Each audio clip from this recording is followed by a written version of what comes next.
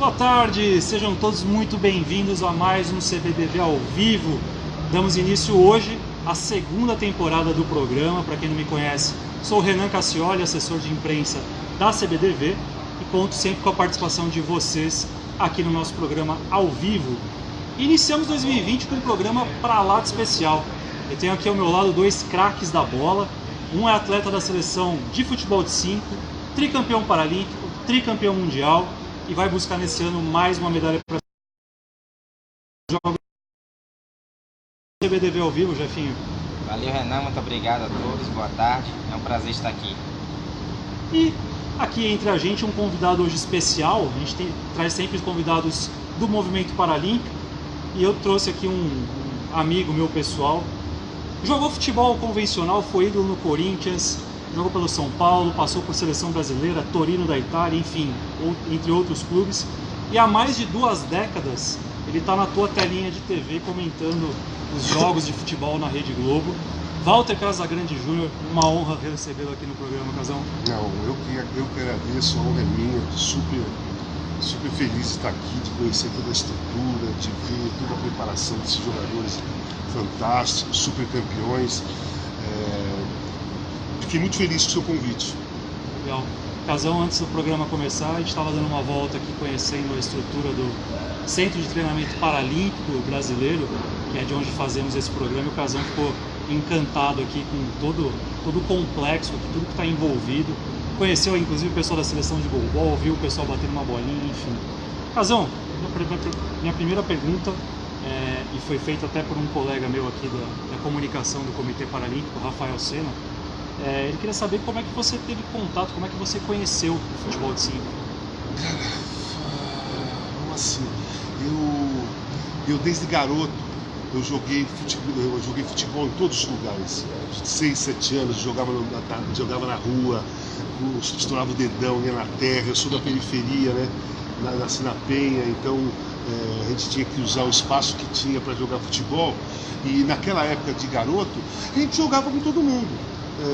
O pessoal da escola, mesmo um garoto que tinha alguma deficiência, entrava no time para jogar. Daí,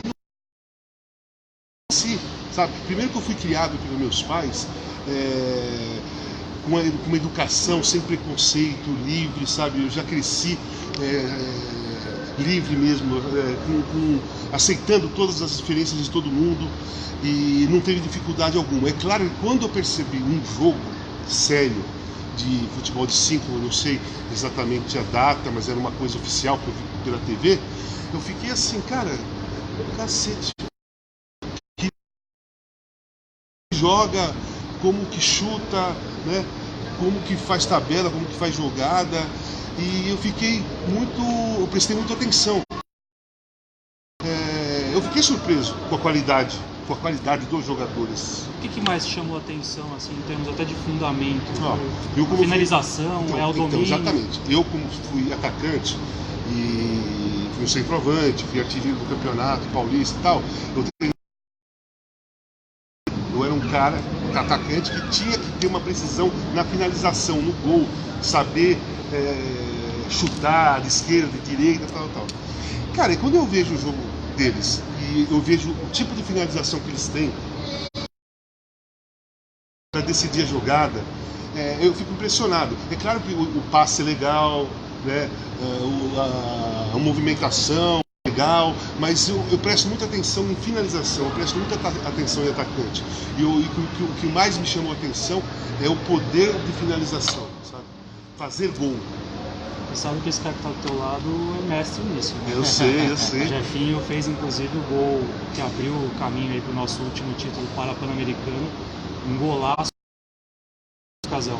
Depois vai lá no Instagram da CBDV, o @CBDVoficial, tem o gol do Jefinho lá, é uma pintura, uma jogada até para descrever.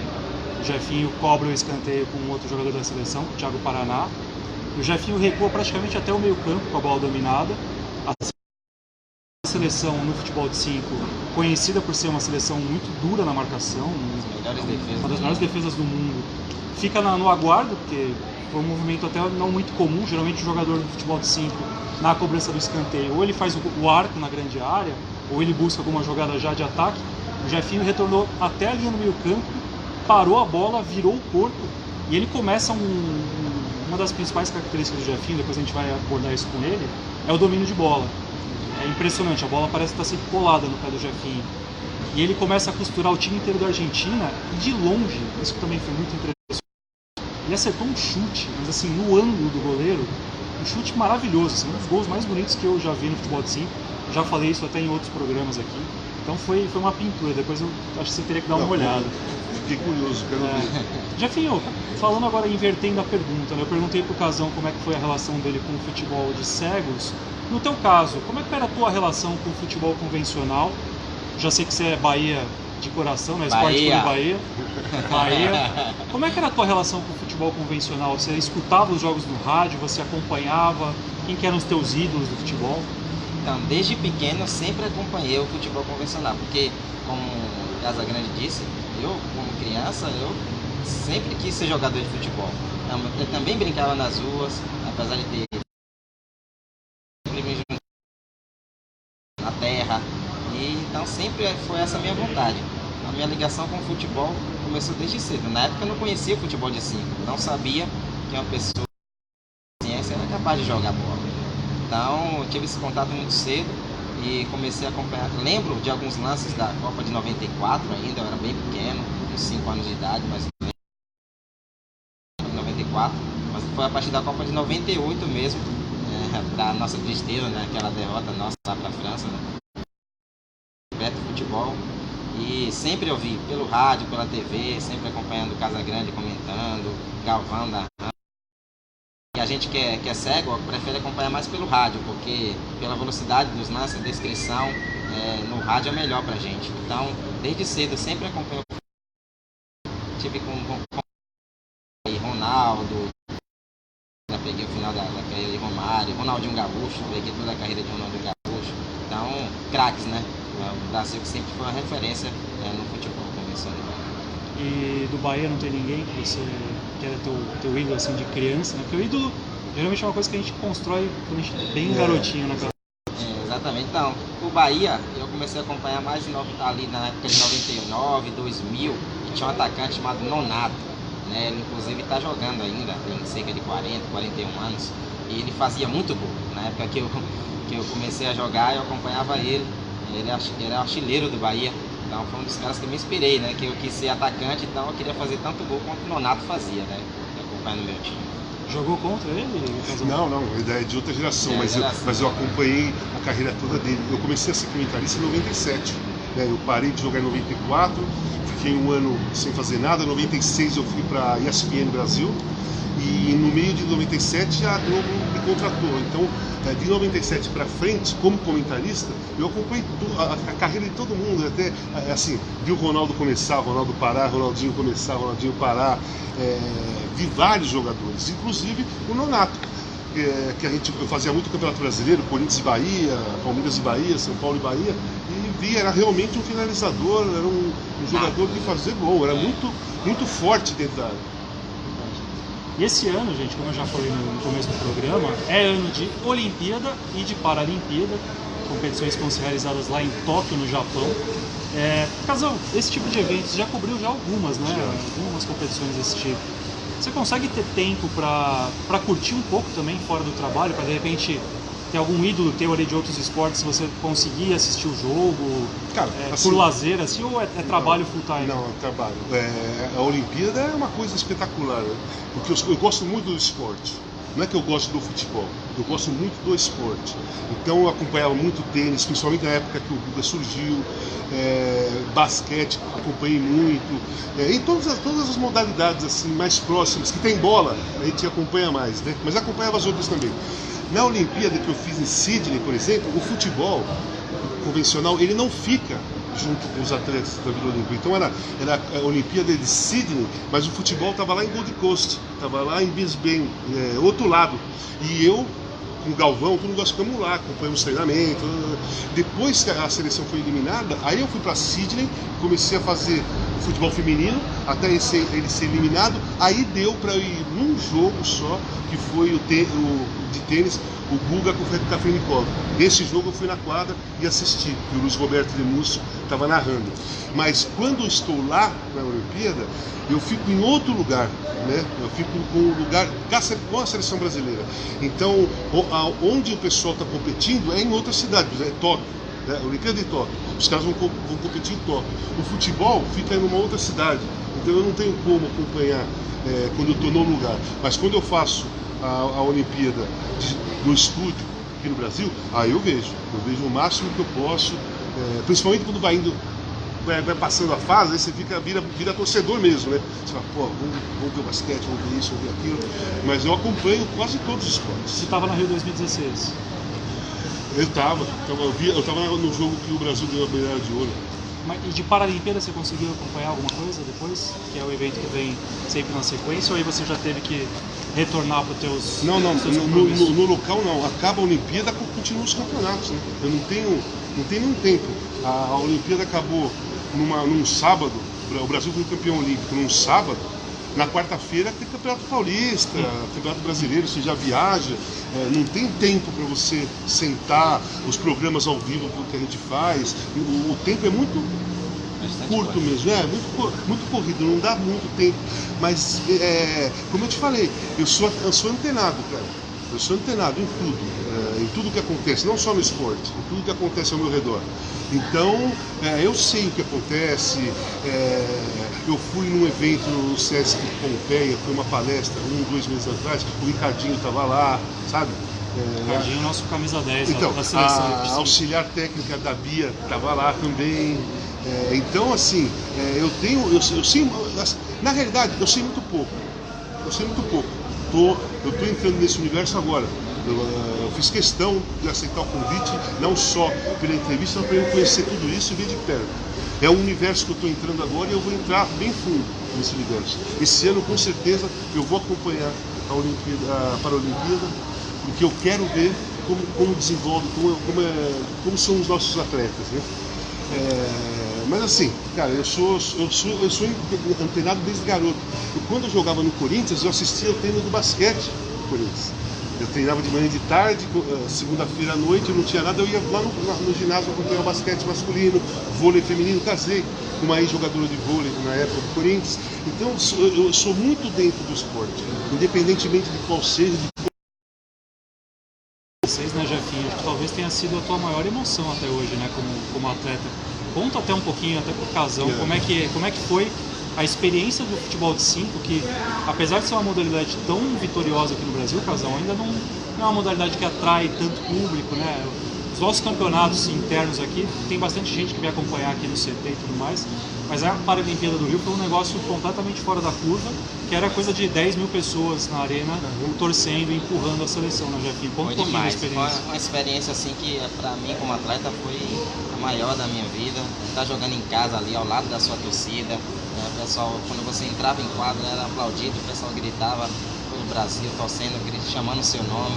Então foi uma experiência sensacional que jamais eu vou esquecer. E no final deu tudo certo, a gente conseguiu a medalha de ouro. E em casa a gente pôde dar essa alegria à torcida, né? Todos que estavam ali acompanhando. Foi algo assim que meio que mudou um pouco o patamar do futebol de 5. De lá para cá as pessoas param a gente mais nas ruas, reconhecem a gente mais.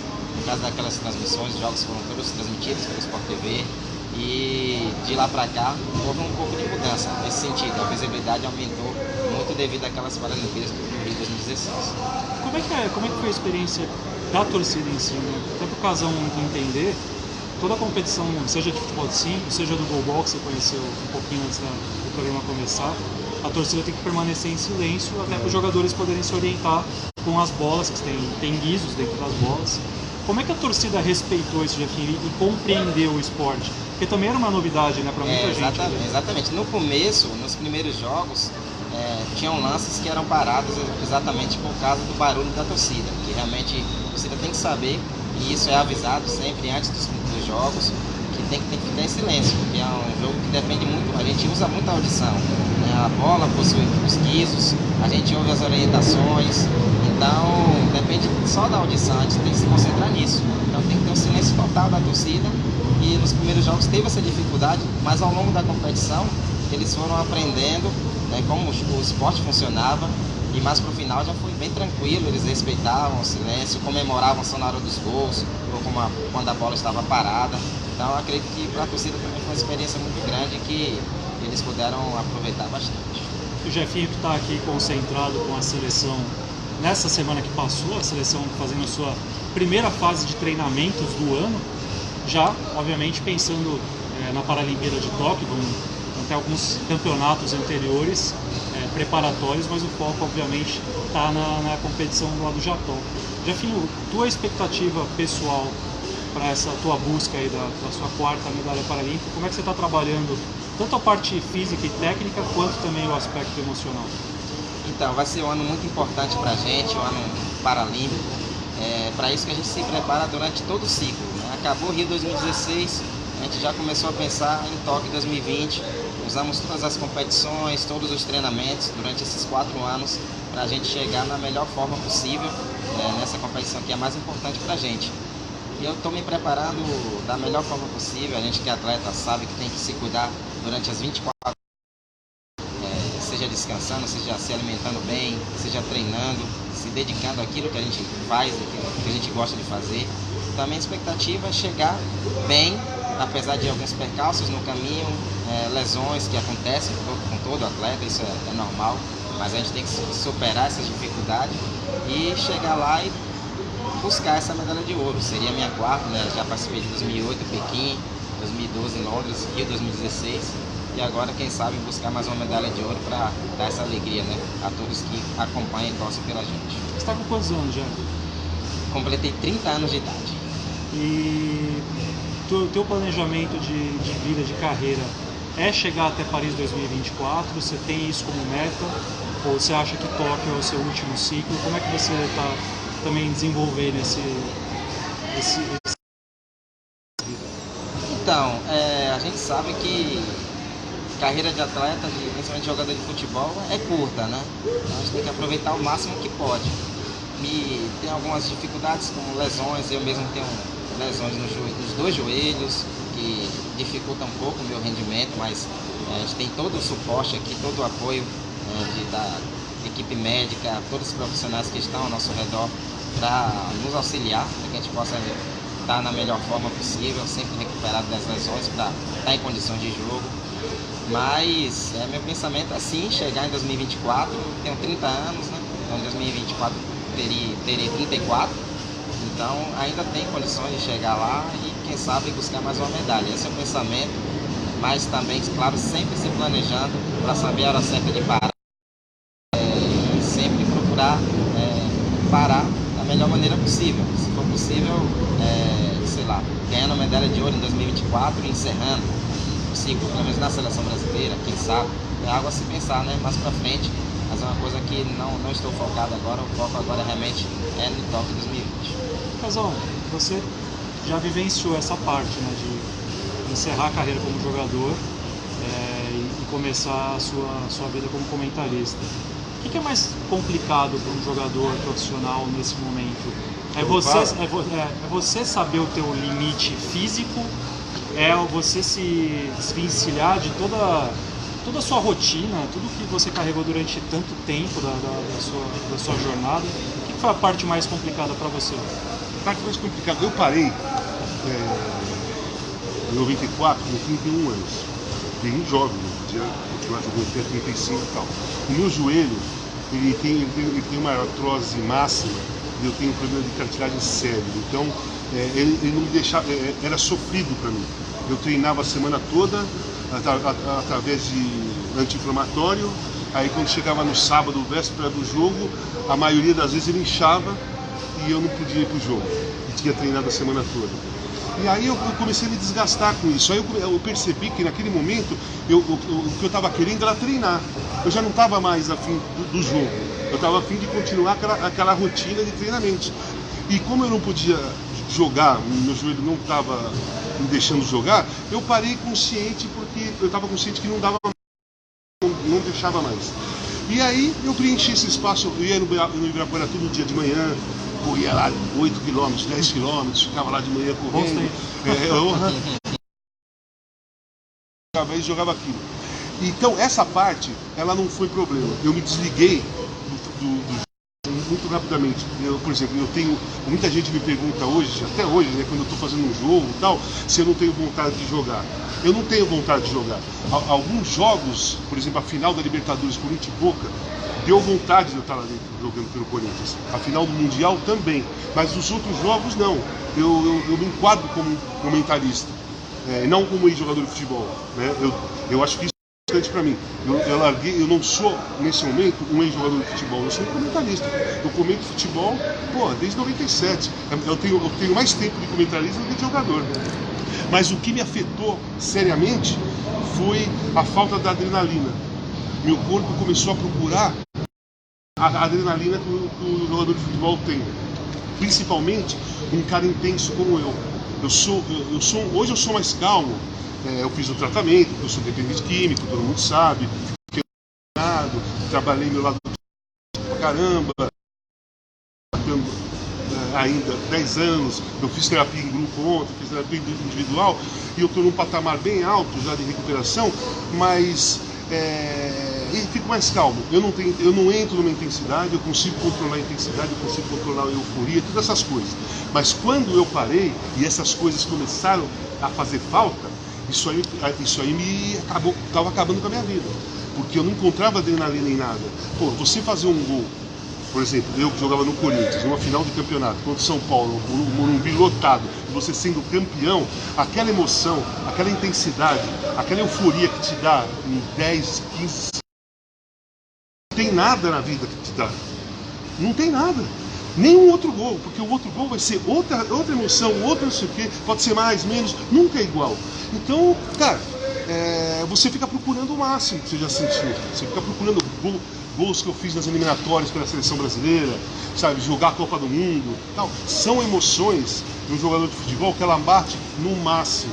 Ela vai lá em cima, no pico da intensidade e volta. E a vida, eu aprendi isso com o meu tratamento, com o psicólogo, a vida te oferece um prazer mediano. O prazer é mediano. Você vai no cinema, vê um filme, como eu vou sempre, gosta pra caramba, tem que é real, sabe? Vou no teatro, gosto da peça, tenho o prazer de ver a peça, mas é um prazer, né? O prazer que a vida te oferece, às vezes ela oferece um pouco mais de prazer, o nascimento de um filho, sabe? Seu filho jogando futebol ou fazendo alguma coisa, você tem o prazer aumenta um pouco, mas ele não tem pico como tem o futebol. E aí você fica viciado nisso.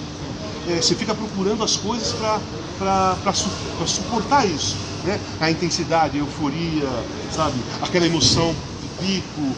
E no meu caso específico, que já tinha um caminho já traçado com droga, né?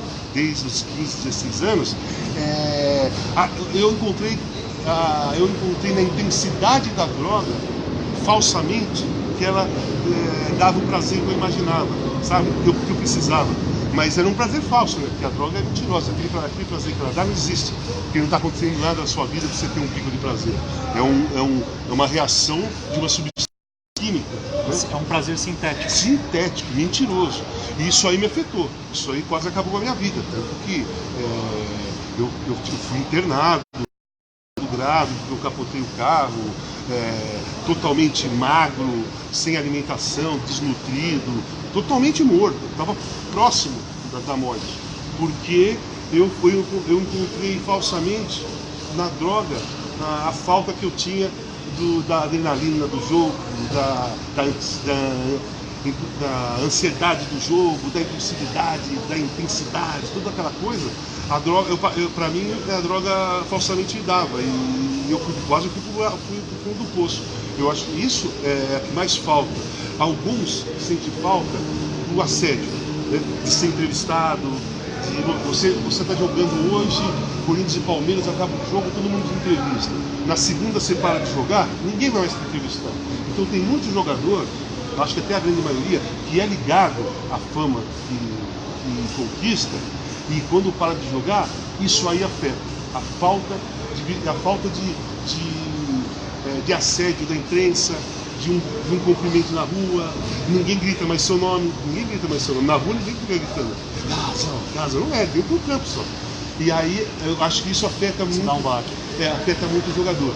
Por isso que eu defendo faz tempo, e eu defendo dentro de uma comissão técnica, principalmente na categoria de base, um trabalho psicológico. Porque nenhum jogador é preparado psicologicamente para o sucesso que ele vai alcançar, nem para o dinheiro que ele vai ganhar de uma hora para outra. Então um garoto, Renier, para mim, até outro dia, ele tem 18 anos ainda, está jogando pré-olímpico. O ano passado, ele ganhava X e jogava na base. De repente, ele foi profissional, começou a fazer um contrato milionário, ganhou o Campeonato Brasileiro, Libertadores, está no Real Madrid. Qual a estrutura psicologicamente vai acontecer isso? Eu acredito que não, porque os clubes não se preocupam com isso. Os clubes olham o jogador mais como um comércio. Pô, eu preciso vender esse jogador para ganhar dinheiro, para pagar dívida e tal. Então eu defendo muito um suporte psicológico forte, principalmente para o jogador lidar com o dinheiro que ele ganha, para ele lidar com o sucesso que ele começa a fazer de repente, e principalmente para ele lidar quando ele parar de jogar futebol. Precisa de um suporte psicológico. Todo jogador de futebol, eu acho que todo atleta de ponta, né? Psicológico, mais cedo ou mais tarde, ele vai apresentar problema psicológico, uma depressão, entra para o álcool, entra para a droga, sabe? Apresenta um distúrbio psicológico, porque é muito chocante você pular de uma coisa para outra, de você ser um puta de um cara famoso, artilheiro, e na segunda não ser mais nada. Em relação a isso, você tem sua família, você tem filhos, eu adoro a minha família, tenho 3 filhos, já são grandes, mas naquela hora ali não é o suficiente para você. Jeff, você, no caso, você trabalha muito bem essa questão da fama de você ser um dos principais jogadores da seleção de Fut5, e até essa semana, curiosamente, eu dei uma entrevista para um jornalista do Comitê Paralímpico Internacional, e uma das perguntas era justamente sobre o que o futebol representava na vida do Jefinho. Eu gostei muito da tua resposta, Jefinho, que você dizia, no caso, eu acredito, né, você não entra na seara do Casagrande, mas para um jogador cego. Você disse que o futebol para você é tudo, porque a quadra é o único lugar onde você se sente totalmente independente. Dificuldade quando você para de jogar, você acredita? Acredito que no início sim, mas eu sou uma pessoa que procuro sempre estar lendo, sempre estar me informando, então sempre trabalhar essa parte psicológica que é muito importante, tanto na parte esportiva quanto fora, na vida mesmo. E é isso, para mim o futebol é tudo. Quando eu entro dentro de quadra, me sinto livre,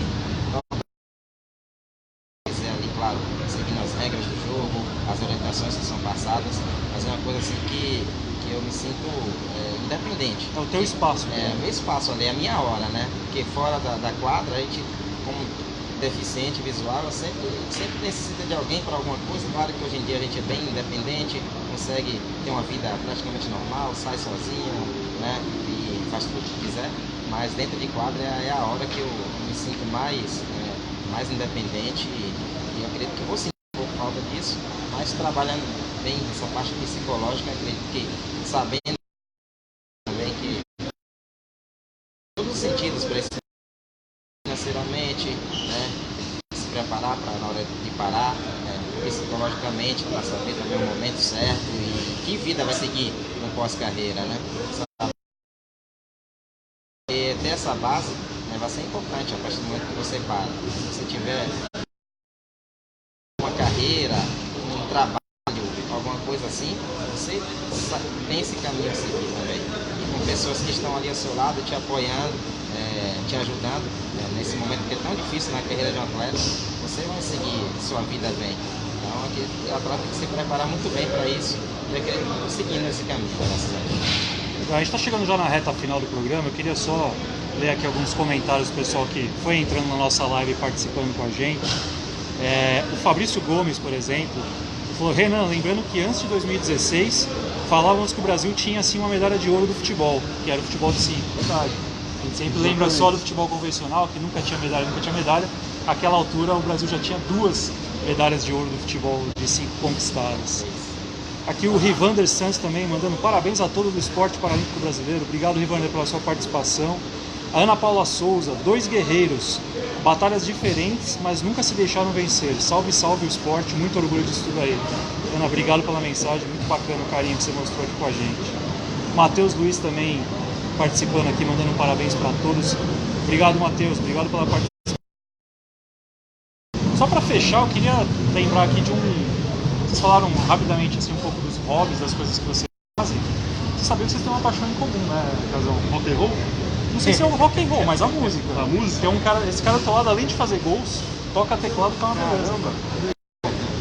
Como é que é a música pra você, Jefinho? Como é que surgiu essa tua paixão especificamente, mas pela música como um todo? Como que ela norteou a sua vida? Eu sempre gostei muito de música. Inclusive, uma das minhas primeiras atividades, quando eu cheguei no Instituto de Cegos da Bahia, lá em Salvador, foi essa parte de música. Eu comecei a tocar piano, teclado, corais. Então, eu fiz aulas de outros instrumentos também, de bateria, violão, sempre um pouco de cada um. Então, eu sempre gostei muito de música, né? A música é maravilhoso, né? E eu sou apaixonado pela música brasileira, vários grupos aqui no Brasil, música popular. Então, sempre uso para me relaxar também, antes de uma competição, de um jogo importante, ouvir uma música ali para você relaxar. Então, a música está sempre presente na minha vida. E vocês lá da seleção, a seleção brasileira tem vários músicos, e eles fazem às vezes um som assim. Vocês tocam rock and roll de vez em quando, né, Jefinho? Tocam Creedence ali. De vez em quando Creedence rola, é a galera que gosta, né? E você, Casão, você tem o programa, inclusive o Casão tem o programa da 89 FM, toda segunda-feira. Como é que a música também te alimentou? A música, pra mim, ela entrou antes do futebol. Minha casa sempre se tocava disco, sempre se tocava música. Minhas irmãs eram mais velhas e elas entravam no disco.